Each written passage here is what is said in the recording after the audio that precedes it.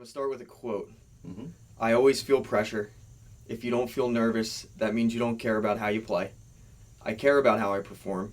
I've always said the day I'm not nervous playing is the day I quit. But I believe the great is still yet to come. I won't stop fighting, man, until I'm done. Good morning. Welcome to the 9th episode of The Breakfast Ball. Today's episode is Pressure is a Privilege. I am your host, Bob Cardia. To your far right is the dashing Richie Stoltz. And our new addition, DMG, David Michael Gibson.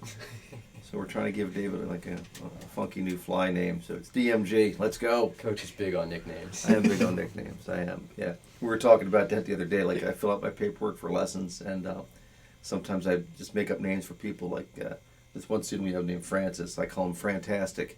So I start filling out my forms Frantastic, and Mary, who was our assistant, she's like, who the hell's Frantastic? I'm like, oh, yeah, I should probably put the real name on there at some point.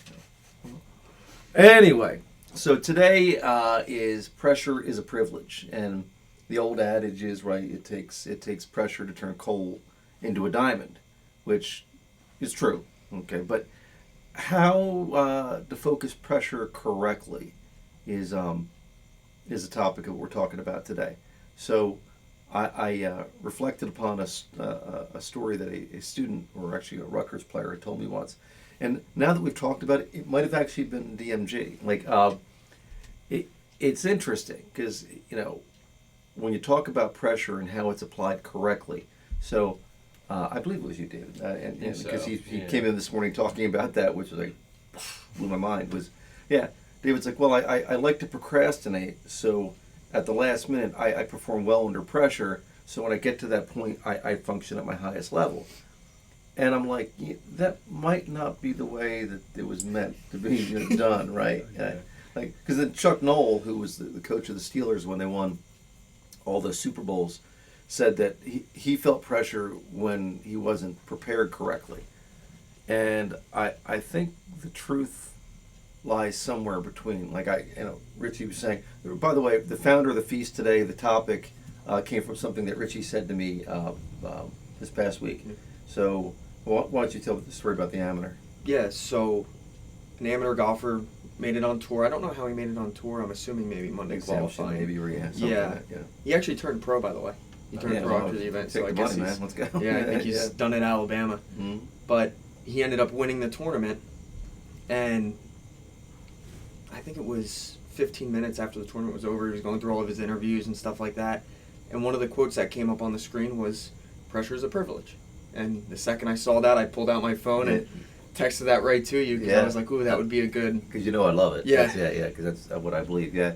See, I think, and personally, and David, you can comment on this if you like, it is when you use procrastination to create artificial pressure, I think that's more crisis-driven. Like, it works. I'm saying it's not completely ineffective, but when you do things that way, you're always looking at putting out brush fires. You're always just going from one thing to another. You're not actually planning for the future. So, like, things that I like to do, and you know, as I texted these guys last night, apparently none of us sleep, just so you know, and this isn't Twilight. 3 hours. We're not vampire. Yeah, right. I know. I texted what time? At like 3 o'clock in the morning. Like, guys, what do you think about this for tomorrow's podcast? And Richie responds right away, which not probably healthy, but it's okay.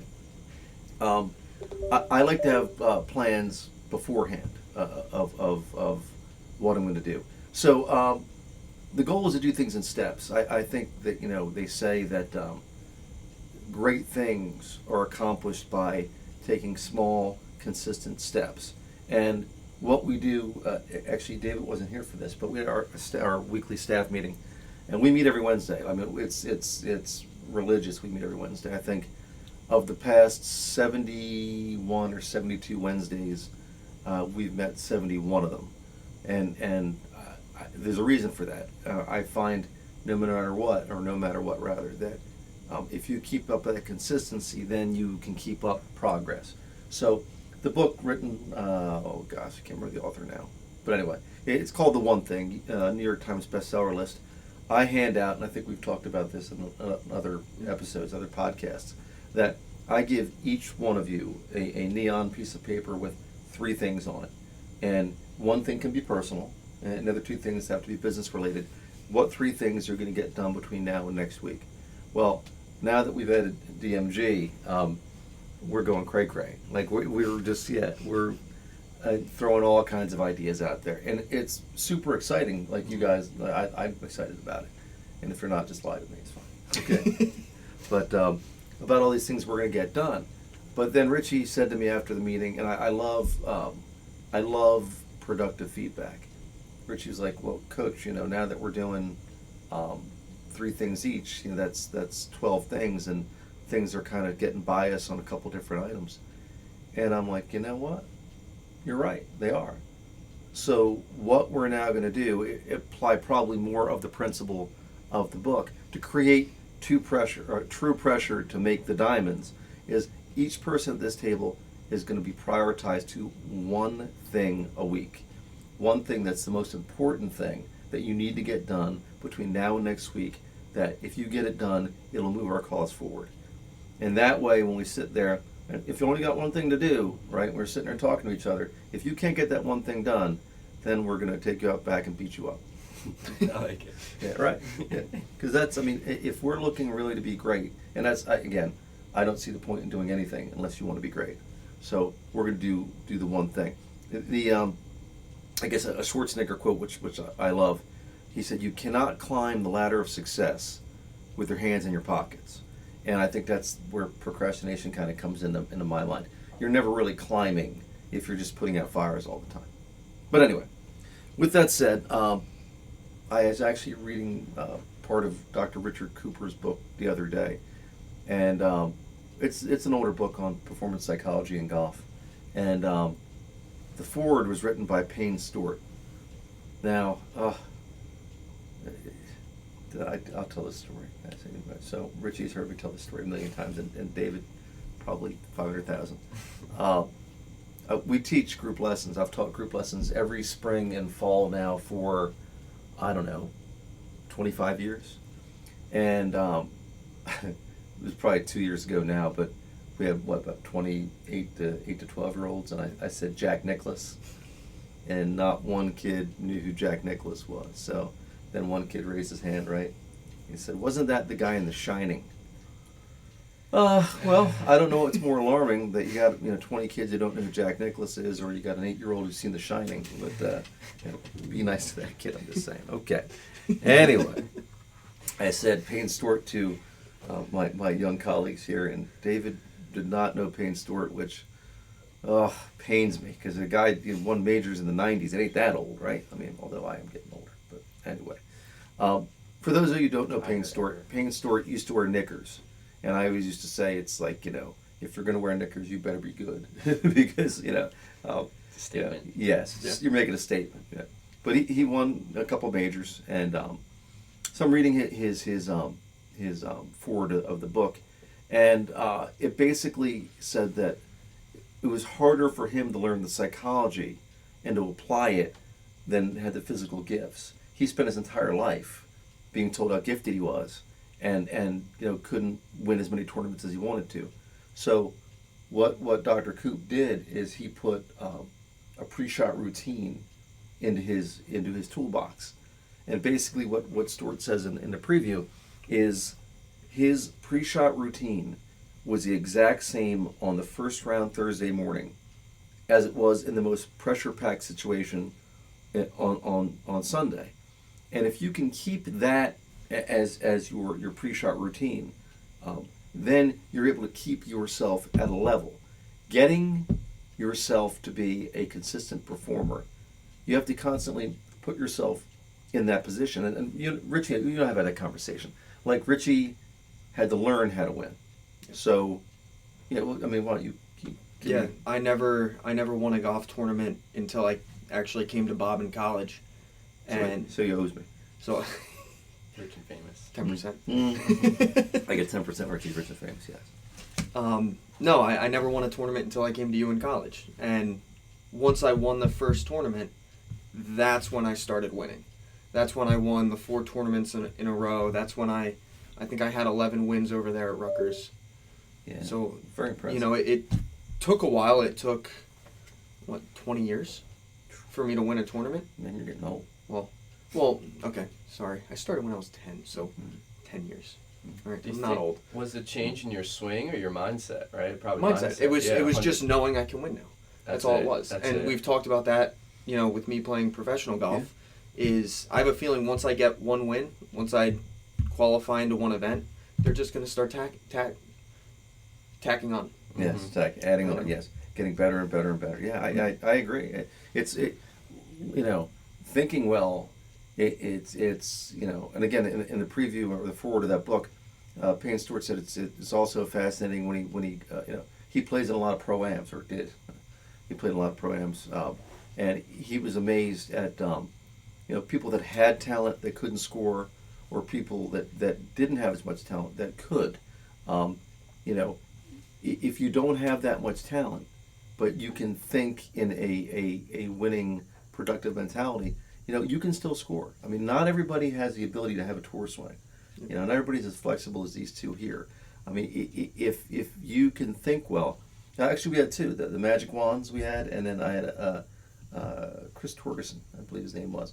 His swing was a little bit quirky, but he just believed that he was that good, and it translated to he was our best player of that year because he had that inner confidence about being able to play the sport, which is huge. So, with that said, I know I kind of stole David's thunder a little bit with the procrastination thing, but it's weird, right? Because I thought of you and I didn't even know it was you when I was telling that story. So, tell me again your theory on pressure, or what pressure means to you. Yeah, and when you were talking about this, it made me think about procrastination and how I'll kind of use it to my advantage, right? And, it's good and bad, but personally, I'm ADD, I'm jumping around, my mind's going everywhere. So if I know this paper's due at 11:59 p.m., if it's 2-3 weeks before, there's no real pressure, there's no real stress, and I don't feel that that need to get it done. And I might start it and kind of half butt it and not really put my full effort into it. But if I wait till I got 2 days left or a day, man, I'm looking at that computer and there's nothing that could distract me. But I like what you said because it made me think about it differently. I don't think it's as much pressure as stress. I think it's probably more stress and that stress is what's kind of focusing me. Yeah. And then it also leads to if I don't have enough time or it's not going well, now I'm overwhelmed. Now it's not. Now that stress or that pressure's hurting me. And I operated, nobody's perfect. I operated a lot like that in my first couple years of college. And what I found with operating under the procrastination method is, like for example, you're waiting to the night before to get something done, and then you're typing. And back then wasn't really computers. It was kind of a computer. It was a word processor. It had the little screen and whatnot. And all it would take is at midnight when you're typing something out for your ink cartridge to be done, and then holy shnikes, now it's due at 8 a.m. and like now you're you got to quickly borrow your buddies or go to somebody else's house. Like the product probably has greater potential to not be as good, even though you focus well under pressure. At that point, like you didn't leave yourself enough of a buffer to do what you want to do. So I learned and what I do, and Richie and I had this conversation about reading. I read a lot more now than I ever read when I was younger. Warren Buffett talks about reading 74 hours a day or something like that. I don't have that kind of time, but I guess I should because that guy's ridiculously successful. I block out some time every day to read, and I also every night, not every night, 6 out of 7 nights, I start my list of things to do for the next day, the day before, rather than getting up in the morning and trying to do it, because that's there's things that'll pop in your head throughout, and we do that. Richie, actually, today's topic, if something pops in your head, write it down, right, and then that way you can circle back to it later. But yeah, so okay, I'd like your honesty in that. Yeah, So- but so in high school I could kind of get away with it. Yeah. College I had to adjust it, and I would start I'd lie to myself pretty much. I'd put it in my notes or my phone like a week before, or at least a few days before. I'd write that it's due, and I would that night I'd sit down, I'd stress about it, I'd go online to turn it in, and I'd be like, oh, it's not due for another week. So that's how I learned to kind of manage that and put it to good positive use. Yeah. Love it. Because then, if I'm halfway done, I'm not Right, not lie to stressing. yourself. Yeah, man, get things done. Yeah, I like it. I like it. All right, the dashing Richie Stoltz. So I know you have a pressure story somewhere in there. So let's hear it. So, my friend. I'm going to start with a quote. Mhm. I always feel pressure. If you don't feel nervous, that means you don't care about how you play. I care about how I perform. I've always said the day I'm not nervous playing is the day I quit. Who said that? Do you know? No, I don't. Richie, well, the dashing Richie Stoltz just said it. That's true. But, yeah. Tiger. That was Ah, Tiger's quote. Tiger, LT Gray. That was Tiger's quote. Okay. So pressure to me isn't procrastination, because if I walk into a tournament and I haven't Yeah. played in True. 6 months, and then I'm gonna feel pressure. It's going to be But- all bad I pressure. mean, yeah, it's not gonna be good pressure at That's all. the Chuck Noll unprepared pressure. Yeah. Yeah. So pressure to me is stepping up there and knowing that you have something to achieve that you would like to achieve. Mhm. So me, when I play in tournaments, and most people have this feeling too, Yeah, jitters. there's Yeah, little that's handshakes on the really, first tee jitters. That's people's most common fear or biggest fear is public speaking. Yeah. Which I'm a nut job. I like it, but if anybody tells you, were you at the I can't remember, whatever national championship we were at back in the day. I was not there. Yeah. You told the story. Yeah, though. they so. came up to our table with me sitting there with assistant and the players, and they're all like, the guy who was supposed to give the keynote speech on the Mid-Atlantic Awards, it became ill. Do you know of anybody that will get up there and speak? And I'm like, yeah, I'll do it. And like everybody's staring at me like, wait, you're going to get up in front of several hundred people and speak on less than 10 minutes notice? I'm like, yeah. I started writing notes down on a napkin, and I got up there, and I did it. And from that, like, circumstances, favor people that are prepared for that kind of stuff. Was I nervous? Yeah, the first 30 seconds I get up in front of anybody, I'm nervous. The first tee, you're nervous. The key is like to put yourself in that position so you can learn from it. I take, that Mary Chapin Carpenter song, you got it. If you haven't heard it, you got to listen to it. I Take My Chances. I love that song because you know what? There's a lyric in there that says some people say that you shouldn't tempt fate, and for those I don't disagree. But I've never learned anything by playing it safe. I say fate should not tempt me. I love that lyric. That's I try to live that way. So yeah. I guess to your point is you're going to feel nervous, right? Yeah. But and to your point, procrastination does put you under pressure. But I think what we're talking about in terms of peak performance is there's a difference between stress and pressure. Yes. Yeah, Yes. there's a difference. And what you want to do is put yourself in a positive pressure position. Yes. Something that, let's just say that we sat down and made goals and plans for, and we take incremental steps to get there. We have a plan to get there, but we have the one thing each week that we do that puts the pressure. In this case, peer pressure. They sit there at our table at our staff meeting and say, well, DMG, what did you get done?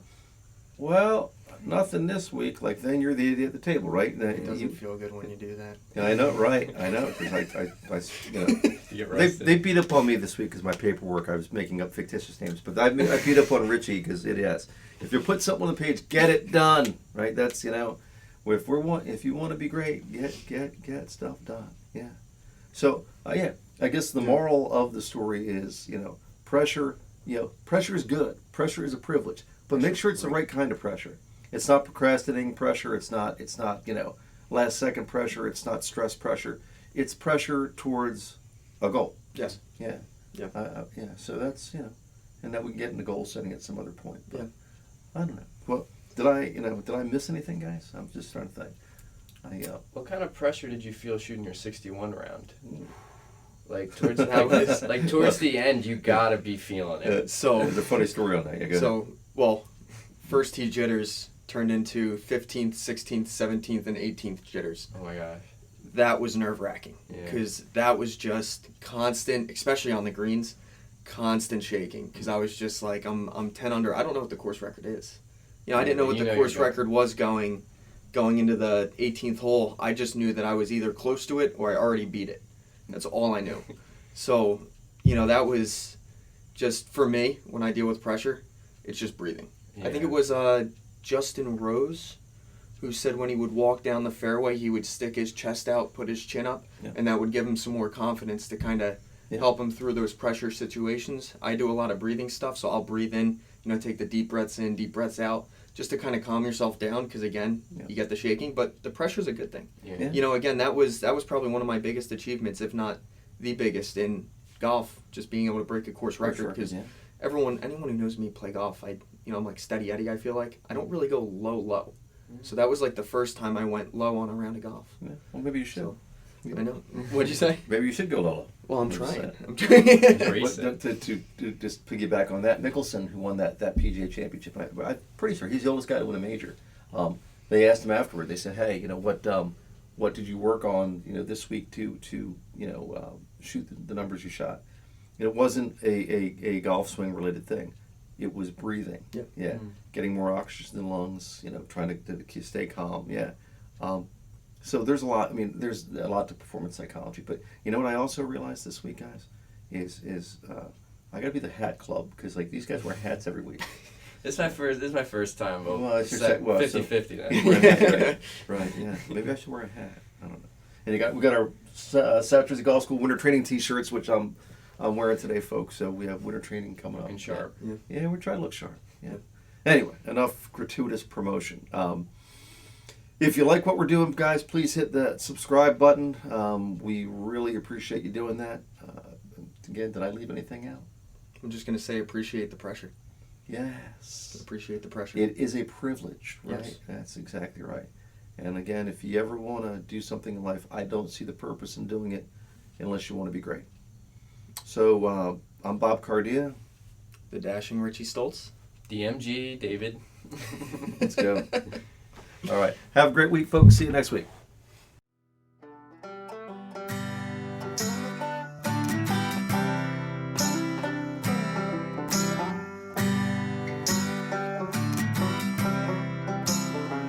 Glass of bourbon, ha ha.